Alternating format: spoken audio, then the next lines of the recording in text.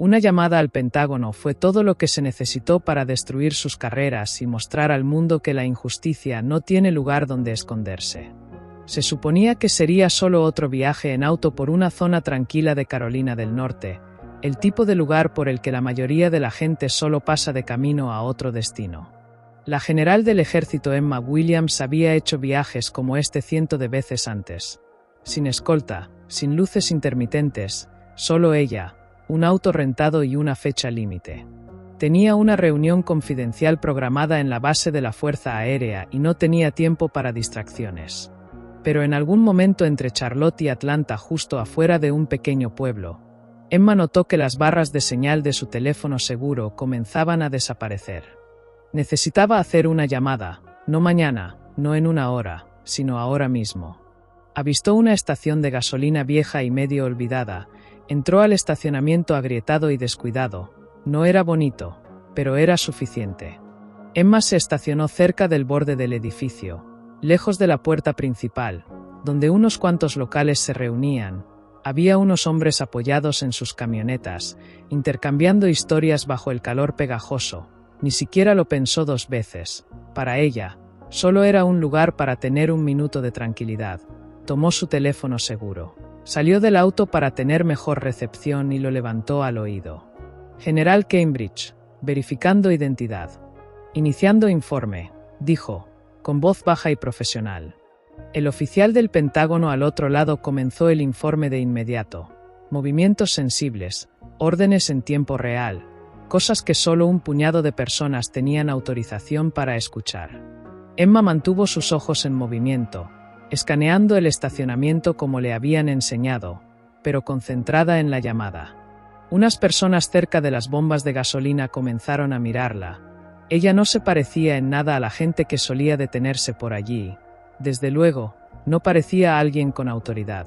Sin placa ni uniforme, vestía jeans, zapatillas sencillas, una chaqueta verde olivo holgada y una gorra baja sobre sus trenzas cortas. Ropa común.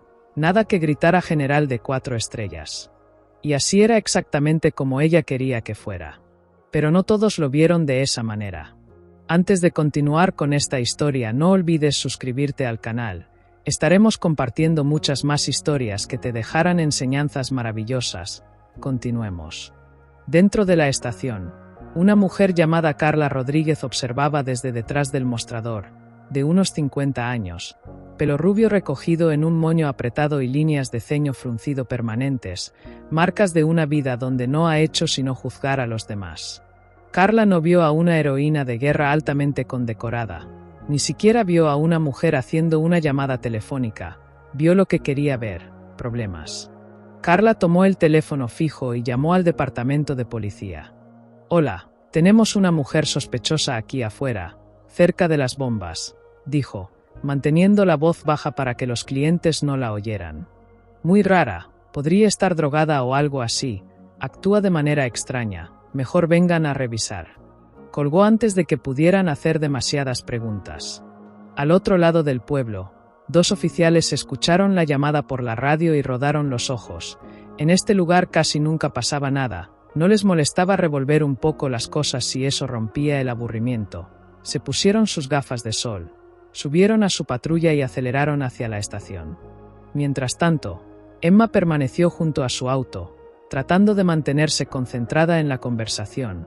El Pentágono estaba transmitiendo información crucial que no podía interrumpirse, pero no tenía idea de que los problemas reales ya estaban en camino.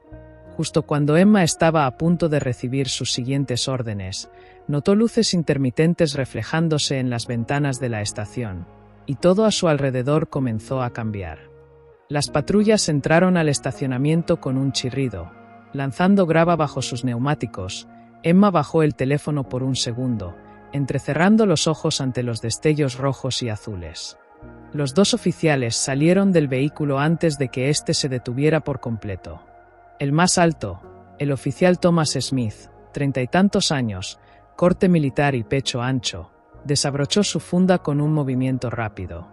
El otro, Carl Johnson, más delgado, más joven y demasiado ansioso, lo imitó. Ambos se movían como hombres buscando pelea.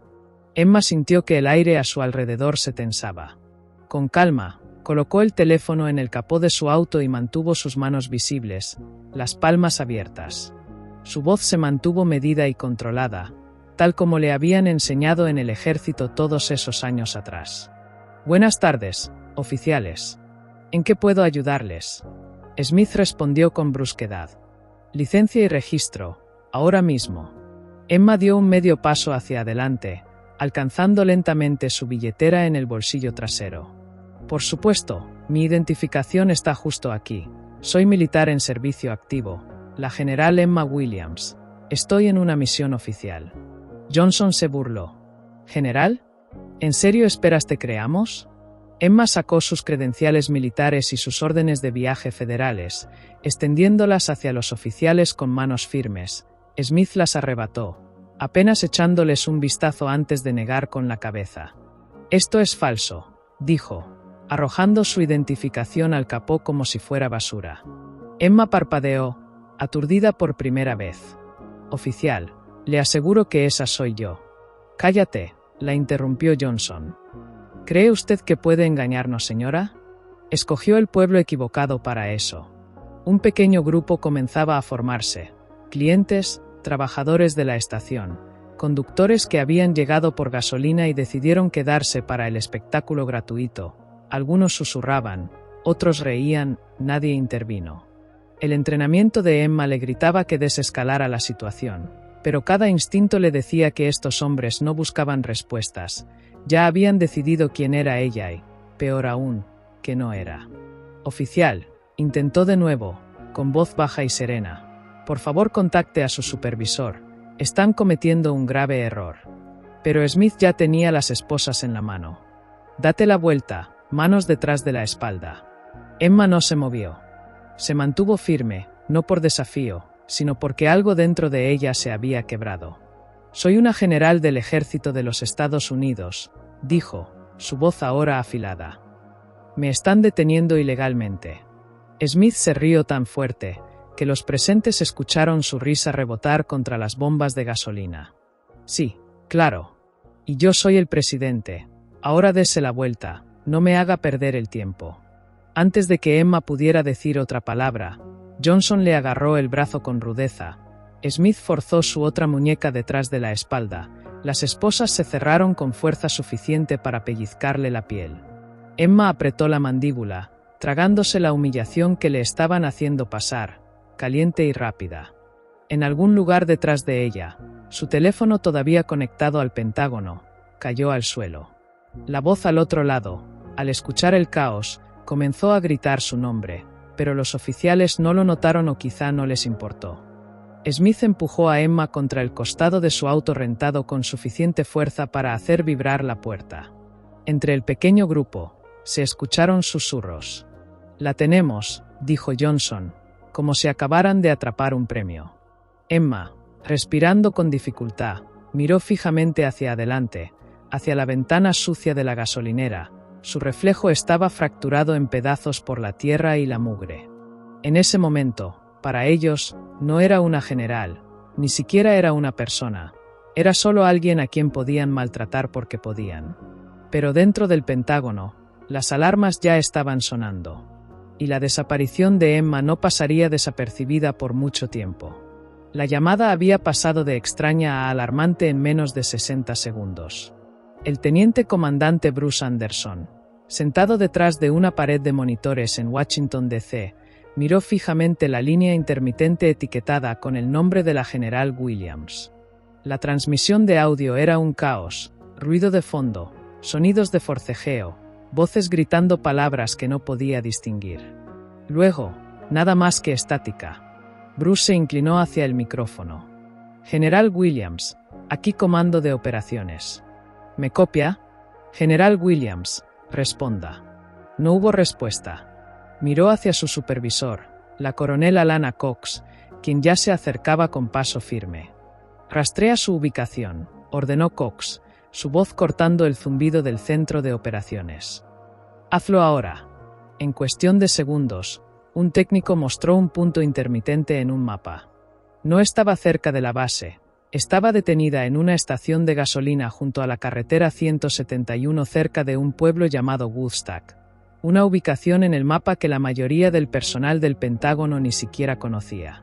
Cox se inclinó sobre el hombro de Bruce, la mandíbula tensa.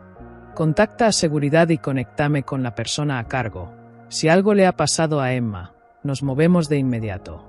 Mientras tanto, Emma estaba sentada en la acera, esposada, con la espalda contra la pared de la estación.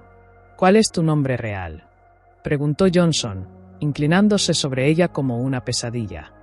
¿Para quién trabajas? Emma exhaló lentamente por la nariz. Tienen mi identificación, mis órdenes de viaje, todo lo que necesitan está ahí. Smith resopló. Señora, está a 2 segundos de ser arrestada por obstrucción. No empeore su situación. Emma no dijo nada. No les daría la satisfacción de verla suplicar. Con su mirada periférica, vio a personas sacando sus teléfonos, grabando y susurrando. Finalmente, la gerente Carla se paró junto a la puerta con los brazos cruzados, sonriendo como si estuviera viendo una pelea de boxeo en el patio trasero de su casa. Todo se estaba saliendo de control, y a nadie le parecía importante detenerlo. De repente, la radio de Johnson cobró vida. Despacho a la unidad 3. Confirmen que tienen detenida a una mujer afroamericana vestida de civil. Smith tomó la radio de su cinturón. Afirmativo, mujer de unos 40 años, se ha negado a cooperar. Hubo una pausa silenciosa. Luego, tengan en cuenta que la sujeto está marcada como federal. Repito, federal. El Pentágono ha iniciado contacto de emergencia. Libérenla de inmediato y esperen más órdenes. El rostro de Smith cambió totalmente. Johnson perdió su sonrisa arrogante. ¿Qué demonios?, murmuró. Emma, todavía sentada, no dijo nada, simplemente los miró, esperando. Smith, torpemente, sacó sus llaves y abrió las esposas sin mirarla a los ojos. Murmuró algo que sonó como una disculpa, pero sin el valor para decirlo correctamente. Emma se levantó lentamente, flexionando sus muñecas donde el metal le había dejado marcas. La multitud estaba en silencio ahora. Incluso la sonrisa de Carla se había desvanecido. Emma recogió su teléfono del suelo. La pantalla estaba rota. Decía conexión perdida, información sensible posiblemente comprometida. Miró a ambos oficiales directamente a los ojos. Van a arrepentirse de esto, dijo en voz baja. No mañana, no la próxima semana, hoy. Smith abrió la boca como si fuera a discutir, pero un nuevo conjunto de luces intermitentes iluminó el estacionamiento. Esta vez no eran policías locales. Era un convoy de camionetas negras de la base de la Fuerza Aérea, con neumáticos chirriando contra el asfalto. Pero Emma no esperó por refuerzos. Ya se estaba preparando para lo que tenía que suceder a continuación. Las puertas de las camionetas se abrieron casi al unísono, como en una película. Pero no había nada glamoroso en la forma en que los oficiales de la Fuerza Aérea se movían. Era pura urgencia, sin sonrisas, sin saludos, solo órdenes cortantes y rostros tensos. Al frente del equipo estaba el teniente coronel Carlos Maile, de unos 40 y tantos años, con mirada penetrante y sin intención de hacer amigos. Cruzó el estacionamiento con pasos largos, una carpeta bajo el brazo, su mirada fijándose inmediatamente en Emma. «General Williams, ¿está herida?», preguntó Maile, su voz llegando claramente a través del estacionamiento. Emma negó con la cabeza una vez. «No, coronel, solo abrasiones menores. El mayor daño fue a sus carreras como oficiales». Smith y Johnson se movieron nerviosamente, dándose cuenta un poco tarde de los problemas que estaban por tener.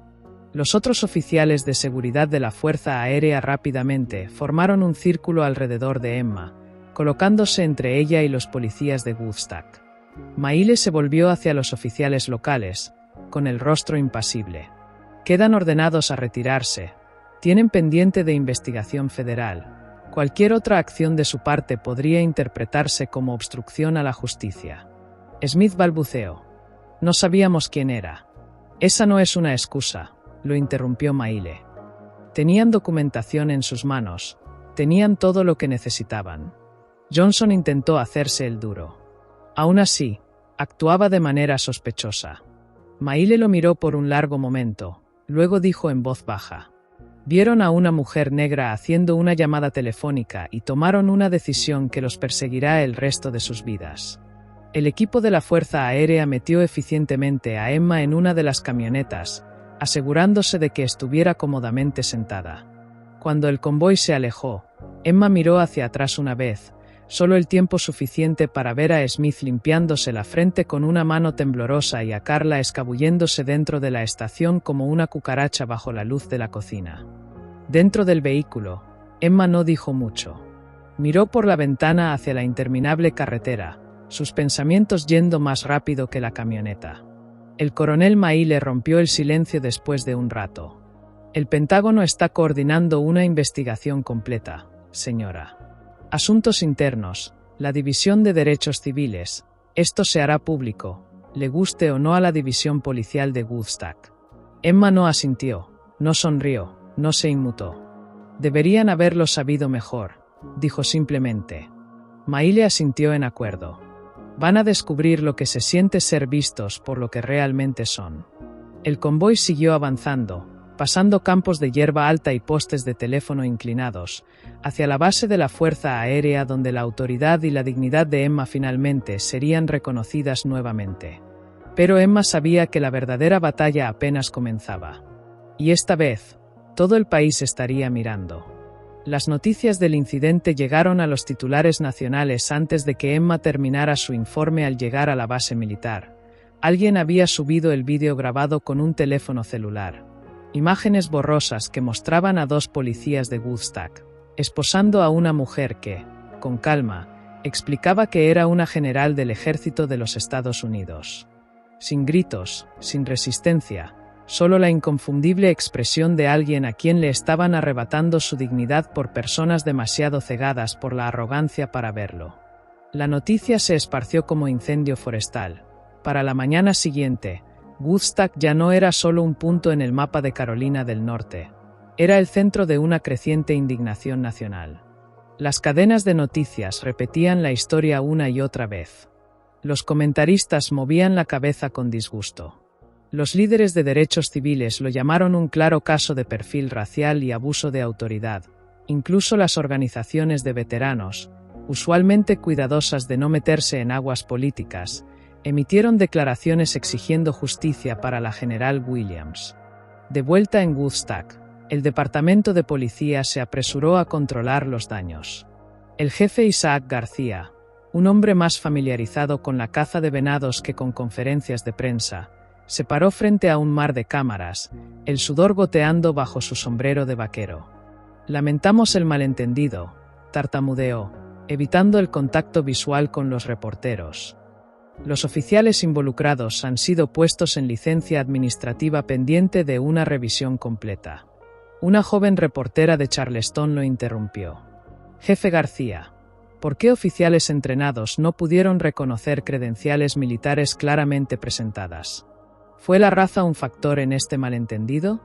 García tropezó con sus palabras, murmuró algo sobre tensiones altas e identidad equivocada, pero todos los presentes sabían que el departamento estaba acorralado, no tenían una defensa real.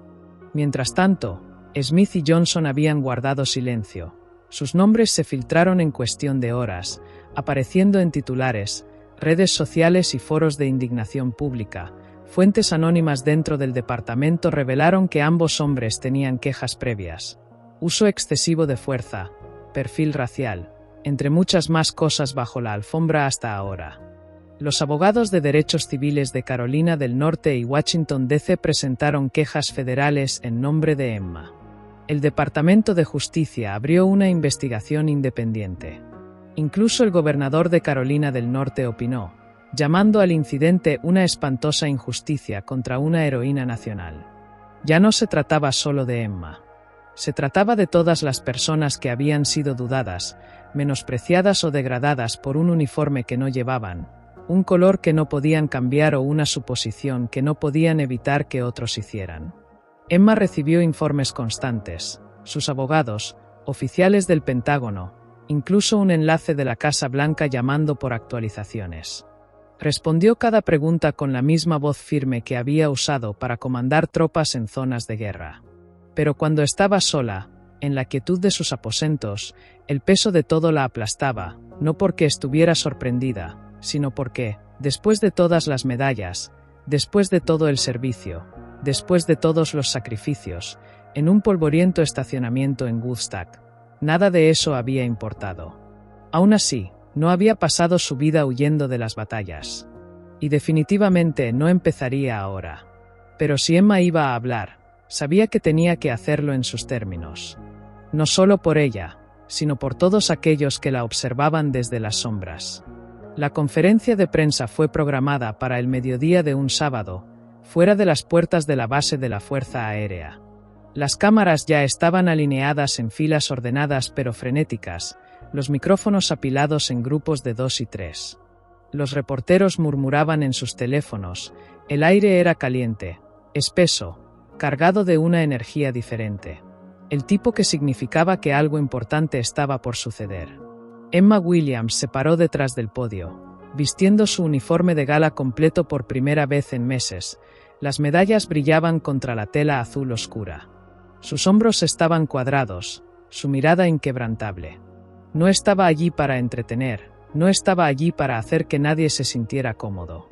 El coronel Maile estaba a un lado, con los brazos cruzados, observando con protección.